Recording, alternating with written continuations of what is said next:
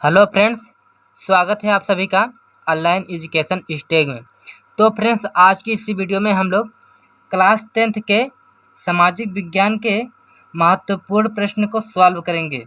दोस्तों, आज मैंने इस वीडियो में 20 क्वेश्चन लिया है जो आपके बोर्ड एग्जाम के लिए बहुत ही महत्वपूर्ण प्रश्न है। दोस्तों, ऐसे प्रश्न हैं जो आपके बोर्ड एग्जाम में यहाँ से 100% यानी 100% ऐसे ही आएगा प्रश्न। इसी तरह आपके बोर्ड एग्जाम में पूछा भी जाएगा प्रश्न और यहाँ से आपको कुछ हेल्प भी मिलेगा।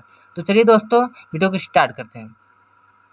तो दोस्तों, आप जैसे देख रहे हैं यहाँ पर पहला प्रश्न है, निम्न में से किसे फ्रांस की क्रांति का अग्रदूत कहते हैं? फ्रांस की क्रांति का अग्रदूत किसे कहते हैं? तो दोस्तों, जो फ्रांस की क्रांति का अग्रदूत किसे कहते हैं, तो यहाँ पर 4 ऑप्शन दिया गया है, बिस्मार्क, रूसो, नेकर, नेपोलियन, बोनापार्ट। तो इसमें से राइट आंसर क्या हो जाएगा दोस्तों? इसमें से राइट आंसर हो जाएगा आपका रूसो। कौन था दोस्तों? रूसो था। यानी फ्रांस की क्रांति का जो अग्रदूत था वो कौन था? रूसो था। उसी तरह दोस्तों, अगला क्वेश्चन है आपका, दूसरा प्रश्न है, सामाजिक उपबंध नामक पुस्तक का लेखक कौन है?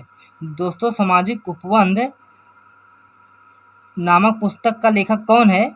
तो इसमें से 4 ऑप्शन है, रूसो, मॉन्टेस्क्यू, नेकर, दिदरो। तो राइट आंसर क्या हो जाएगा दोस्तों आपका? इसमें से राइट आंसर हो जाएगा आपको इसमें रूसो। क्या हो जाएगा? रूसो। जो सामाजिक उपबंध नामक पुस्तक के लेखक कौन थे? वो दोस्तों रूसो थे। कौन थे? रूसो थे। उसके बाद दोस्तों देखिए, आपका तीसरा प्रश्न है, 1789 ईस्वी में फ्रांस की क्रांति के समय किसका शासन था? 1789 ईस्वी में फ्रांस की जो क्रांति हुई थी दोस्तों, उस समय किसका शासन था 1789 ईस्वी में? Louis XIV, Louis XVI, Louis XV, चौथा है नेपोलियन। तो कौन थे दोस्तों? जिसमें लुई XVI थे। कौन थे? किसका शासन था? Louis XVI। यानी जो 1789 ईस्वी में जो फ्रांस की क्रांति हुई थी उस समय किसका शासन था? लुई XVI का। ये बहुत ही महत्वपूर्ण प्रश्न दोस्तों, वेरी मोस्ट इम्पोर्टेंट क्वेश्चन है दोस्तों आपके बोर्ड एग्जाम के लिए। इसको आपको तैयार कर लेना होगा। उसी तरह दोस्तों देखिए, अगला क्वेश्चन है, फ्रांस की क्रांति में मुख्य भूमिका किस वर्ग की थी? 4 ऑप्शन है, कृषक वर्ग, कुलीन वर्ग, मध्यम वर्ग, मजदूर वर्ग। तो कौन सा भूमिका किस वर्ग की थी दोस्तों? तो इसमें से राइट आंसर हो जाएगा आपका मध्यम वर्ग। कौन दोस्तों? मध्यम वर्ग। राइट आंसर क्या हो जाएगा? मध्यम वर्ग। उसके बाद दोस्तों देखिए, अगला क्वेश्चन है, ऑस्ट्रिया के साथ प्रसा का युद्ध कब हुआ? हाँ दोस्तों, ये देखिए बहुत ही महत्वपूर्ण प्रश्न दोस्तों, वेरी मोस्ट इम्पोर्टेंट क्वेश्चन है दोस्तों आपके बोर्ड एग्जाम के लिए।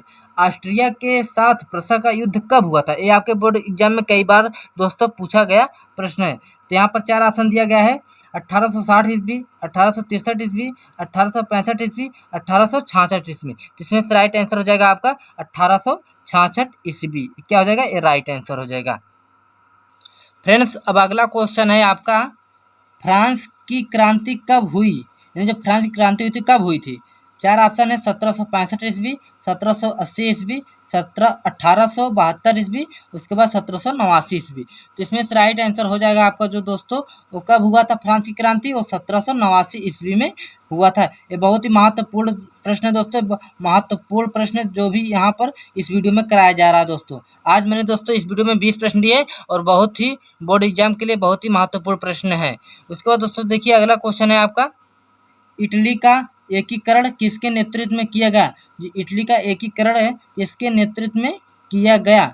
ज्यूसेफे Garibaldi, Otto von Bismarck, Napoleon, उसके बाद विलियम प्रथम। तो इसमें से राइट आंसर हो जाएगा आपका ज्यूसेफे गैरीबाल्डी। यानी जो इटली का एकीकरण था वो किसके नेतृत्व में किया गया था? और ज्यूसेफे गैरीबाल्डी के नेतृत्व में किया गया था। उसके बाद दोस्तों देखिए, अगला क्वेश्चन है आपका, नेपोलियन का संबंध किस देश से था? नेपोलियन का संबंध किस देश से था? ये भी बहुत ही महत्वपूर्ण प्रश्न है दोस्तों, ये आपके बोर्ड एग्जाम में कई बार प्रश्न पूछा गया है। उसके बाद देखिए जर्मनी, इटली, फ्रांस, इंग्लैंड, तो इसमें राइट आंसर हो जाएगा आपका फ्रांस से, यानी जो दोस्तों नेपोलियन था वो किस देश का था? वो फ्रांस से था। उसके बाद दोस्तों देखिए अगला क्वेश्चन है आपका 9वां क्वेश्चन है, रॉलेट एक्ट कब पारित हुआ? ये भी बहुत ही महत्वपूर्ण प्रश्न है दोस्तों। यहाँ पर देखिए रॉलेट एक्ट कब पारित हुआ था? 1918 ईस्वी में, फिर 1919 ईस्वी में, फिर 1920 ईस्वी में, फिर 1921 ईस्वी में। इसमें से राइट आंसर क्या हो जाएगा दोस्तों आपका? 1919 ईस्वी में पारित हुआ था रॉलेट एक्ट। उसके बाद दोस्तों देखिए अगला क्वेश्चन है, कांग्रेस के किस अधिवेशन में पूर्ण स्वराज की मांग की गई थी? मुंबई में, नागपुर में, गया में, लाहौर में। 4 ऑप्शन दिया गया दोस्तों, इसमें राइट आंसर क्या हो जाएगा आपका? कांग्रेस के किस अधिवेशन में पूर्ण स्वराज की मांग की गई थी? तो लाहौर में किया गया था। कहाँ पूर्ण स्वराज की जो मांग की गई थी वो कहाँ किया गया था? वो लाहौर में किया गया था। उसके बाद दोस्तों देखिए अगला क्वेश्चन है आपका,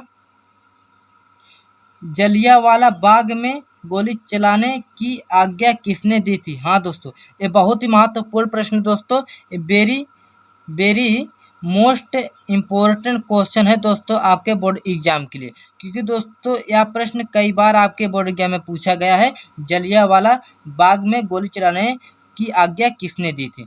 यहाँ पर 4 ऑप्शन है, जनरल डायर, फिर Lord Ripon, general William, sir Edward. जिसमें राइट आंसर हो जाएगा आपका जनरल डायर।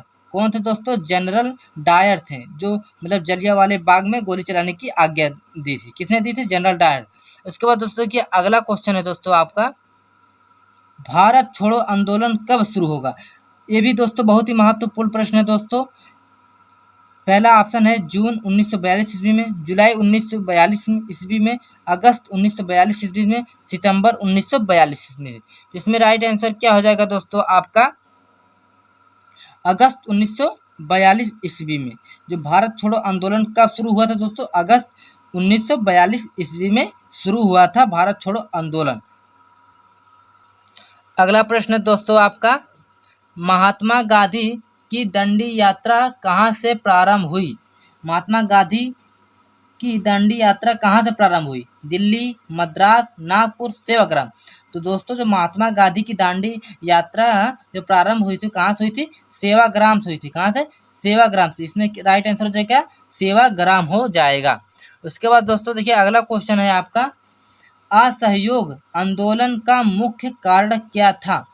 जो असहयोग आंदोलन का मुख्य कारण क्या था? रॉलेट एक्ट, प्रथम विश्व युद्ध, खिलाफत आंदोलन, चौरी चौरा की घटना। जिसमें राइट आंसर क्या हो जाएगा दोस्तों? रॉलेट एक्ट हो जाएगा। क्या हो जाएगा? रॉलेट एक्ट हो जाएगा। असहयोग आंदोलन का मुख्य कारण क्या था? वो रॉलेट एक्ट था। उसके बाद दोस्तों देखिए अगला क्वेश्चन है आपका 15वां, करो या मरो का नारा किसका था? सुभाष चंद्र बोस, चंद्रशेखर आजाद, भगत सिंह, महात्मा गांधी। करो और मरो का जो नारा था दोस्तों वो आपका था महात्मा गांधी जी का। इन्होंने ही, महात्मा गांधी जी ने ही करो या मरो का नारा दिया था। उसके बाद दोस्तों देखिए अगला क्वेश्चन है आपका, साइमन कमीशन की स्थापना कब हुई? 1925 ईस्वी, 1926 ईस्वी, 1927 ईस्वी, 1928 ईस्वी। जिसमें राइट आंसर क्या हो जाएगा दोस्तों आपका? 1928 ईस्वी में साइमन कमीशन की स्थापना हुई थी। ये बहुत ही महत्वपूर्ण प्रश्न है दोस्तों, आप इसको तैयार कर लेंगे, ये बोर्ड एग्जाम में पूछ भी सकता है साइमन कमीशन की स्थापना कब हुई थी। उसके बाद दोस्तों देखिए अगला क्वेश्चन है, महात्मा गांधी अफ्रीका से कब वापस आए? जिसमें राइट आंसर जो 1914, 1915, 1918, 1919। इसमें राइट आंसर हो जाएगा दोस्तों आपका 1915 ईस्वी में महात्मा गांधी अफ्रीका से वापस लौट के आए थे। उसके बाद दोस्तों देखिए सविनय अवज्ञा आंदोलन कब चलाया गया? 1920 ईस्वी, 1927 ईस्वी, 1930, 1935। इसमें राइट आंसर क्या हो जाएगा दोस्तों आपका? इसमें राइट आंसर हो जाएगा आपका 1930 ईस्वी। यानी दोस्तों जो सविनय अवज्ञा आंदोलन कब चलाया गया था? 1930 ईस्वी में चलाया गया था। उसके बाद देखिए अगला क्वेश्चन है दोस्तों आपका, भारतीय राष्ट्रीय कांग्रेस की स्थापना कब हुई? ये भी बहुत ही महत्वपूर्ण प्रश्न है दोस्तों, आपके बोर्ड एग्जाम में कई बार पूछा गया प्रश्न है। 1882 ईस्वी में, 1820 ईस्वी में, 1885 ईस्वी में, 1886 ईस्वी में। तो इसमें से राइट आंसर हो जाएगा दोस्तों आपका 1885 ईस्वी में। ये भी बहुत ही very very most important question है दोस्तों आपके बोर्ड एग्जाम के लिए। अब दोस्तों आपका जो लास्ट प्रश्न है यहाँ पर देखिए, भारत में साइमन कमीशन का विरोध क्यों हुआ? 4 ऑप्शन दिया गया है। इस कमीशन में एक भी भारतीय सदस्य नहीं था। साइमन कमीशन भारत में भूमि लगान को बढ़ाना चाहती थी। यह कमीशन भारत में नई शिक्षा नीति लागू करना चाहती थी। साइमन कमीशन की नीतियां भारत विरोधी थी। तो इसमें से राइट आंसर हो जाएगा आपका दोस्तों, जो भारत में साइमन कमीशन का विरोध क्यों हुआ था, वो हुआ था इसके कारण हुआ था, इस कमीशन में एक भी भारतीय सदस्य नहीं थे। दोस्तों इस कमीशन में, साइमन कमीशन में एक भी भारतीय सदस्य नहीं थे, इसीलिए भारत में साइमन कमीशन को विरोध किया गया था। तो इसमें राइट आंसर क्या हो जाएगा दोस्तों? पहला हो जाएगा आपका राइट आंसर। इस कमीशन में एक भी भारतीय सदस्य नहीं थे। तो दोस्तों आई होप हमने इस वीडियो में आपको महत्वपूर्ण, यानी क्या दोस्तों, महत्वपूर्ण प्रश्न आपको करा दिया गया। लगभग कितने 20 प्रश्न को कराया गया दोस्तों, और बहुत ही महत्वपूर्ण प्रश्न है दोस्तों आपके